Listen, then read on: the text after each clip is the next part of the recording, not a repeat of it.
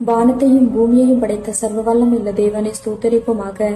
இரவு முழுவதும் கண்ணின் மணி போல பாதுகாத்து இந்த புதிய நாளை காணும்படியாக நவம்பர் 8ஆம் தேதிக்குள்ளாக நம்ம வழி நடத்தி வந்த தேவனுக்கு நன்றி செலுத்துவோமா? பரிசுத்தமுள்ள எங்கள் நல்ல தகப்பனை இந்த ஸ்தோத்தரிக்கிறோம், துதிக்கிறோம் ராஜா.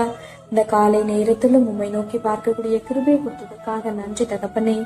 அப்பா, இந்த நாளிலும் உங்களுக்கு பிரியமில்லாத எந்த காரியத்தையும் செய்யாதபடி உங்களுக்கு பிரியமான பிள்ளையாய் வாழ உதவி செய்யுங்கப்பா. இந்த நாளிலும் எங்கள் தேவைகள் எல்லாவற்றையும் அறிந்திருக்கிறீர் ஆண்டவரே. அதன்படி எங்கள் தேவைகளை சந்தித்து நாங்கள் சோர்ந்து போகாதபடி உங்களுடைய வார்த்தை கொண்டு எங்களை குணப்படுத்துவீராக ஆண்டவரே. இந்த நாளிலும் நாங்க யாரையும் குறை சொல்லாம யாரையும் குற்றப்படுத்தாமல் வாழ எங்களுக்கு கற்றுத்தாங்க ஏசப்பா.